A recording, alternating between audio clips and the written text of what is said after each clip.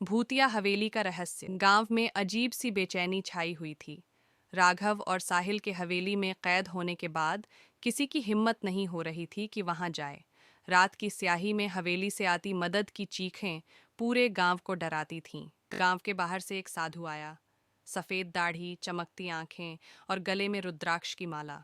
उसने गांव वालों से पूछा, इस गांव में डर क्यों पसरा है? गांव के मुखिया ने कांपती आवाज में सब कुछ बता दिया। साधु मुस्कुराया, इस रहस्य को सुलझाने का समय आ गया है। साधु ने हवेली के पास जाकर हवा में कुछ मंत्र फूंके। तभी हवेली के भीतर की खिड़कियां जोर से हिलने लगीं। सिया की आवाज गूंजी, मुझे बचाओ, मैं सिर्फ एक बच्ची हूं। साधु ने गहरी सांस ली। सिया सिर्फ एक बच्ची नहीं है, वह इस हवेली की आत्मा है। वह भूत नहीं, बल्कि यहाँ हुए पापों की गवाह है। साधु ने अपनी आंखें बंद की और हवेली की ओर इशारा करते हुए कहा, सालों पहले इस हवेली के मालिक ठाकुर रणवीर सिंह ने अपनी ताकत और धन के नशे में कई निर्दोष लोगों को सताया था। उनके अत्याचारों का सबसे बड़ा गवाह सिया थी, एक मासूम बच्ची जिसने ठाकुर के अपराधों को अपनी आंखों से देखा। लेकिन ठाकुर ने सिया को हमेशा के लिए इस हवेली में कैद कर दिया। उसकी चीखें अब भी हवेली में गूंजती हैं। गांव वाले सहम गए, तो क्या सिया अब भी जिंदा है? किसी ने डरते हुए पूछा। साधु ने कहा, उसका शरीर मर चुका है, लेकिन उसकी आत्मा नहीं। सिया की आत्मा को मुक्ति चाहिए, और राघव और साहिल को बचाने का रास्ता सिया ही दिखाएगी। उन्होंने हवेली के अंदर कदम रखा। अंधेरा इतना घना था कि उनकी लालटेन की रोशनी भी कमजोर लग रही थी। जैसे ही वे आगे बढ़े, दीवारों पर खून से लिखी हुई इबारतें दिखीं। सत्य को उजागर करो, तभी बंधन टूटेगा। साधु ने एक मंत्र पढ़ा और हवेली की पहली मंजिल पर पहुंचे। वहां एक पुरानी तिजोरी थी। यही है ठाकुर के पापों का रहस्य, साधु ने कहा। तिजोरी खोलते ही वहां से सड़न भरी हवा निकली। अंदर एक डायरी में ठाकुर के काले कारनामों का ब्यौरा था। ये डायरी उस सिया की गवाही है जिसने सब कुछ देखा। इसे बाहर ले जाना होगा। यही राघव और साहिल को बचाने की चाबी है, साधु बुदबुदाए।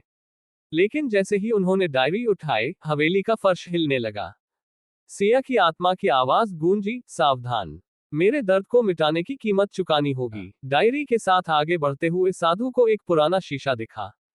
शीशे में राघव और साहिल कैद थे। वे दोनों चीख रहे थे, हमें बचाओ, जल्दी करो। साधु ने शीशे को छुआ, लेकिन तभी पीछे से ठाकुर की परछाई प्रकट हुई। तुम मेरे राज को उजागर नहीं कर सकते, साधु ने दृढ़ स्वर में कहा, तेरा अंत आ चुका है। साधु ने मंत्रों का जाप शुरू किया।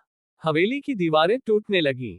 सिया की आत्मा रोते हुए प्रकट हुई और बोली, मुझे मुक्ति चाहिए, मेरे दर्द को खत्म करो। साधु ने डायरी को हवेली के आंगन में जला दिया। जैसे ही डायरी जली, ठाकुर की परछाई चीखते हुए गायब हो गई। हवेली की दीवारें भरभरा कर गिरने लगी। हवेली के मलबे में से राघव और साहिल बाहर निकल आए।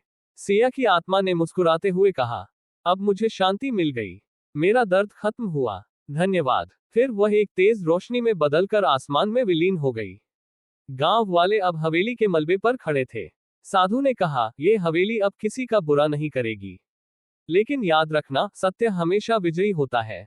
अंत में एक नई शुरुआत। राघव और साहिल वापस अपने घर लौट आए।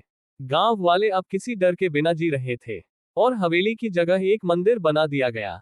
लेकिन उस मंदिर के पास कभी कभी सिया की खिलखिलाती आवाज सुनाई देती थी, जैसे वह अब आजाद होकर खुश हो। कैसी लगी कहानी? अगर कहानी पसंद आए हो तो सब्सक्राइब करें, लाइक करें, शेयर करें, और नहीं आए तो भी कमेंट करके बताएं। तभी मैं आगे बेहतर करने की कोशिश करूंगी। धन्यवाद।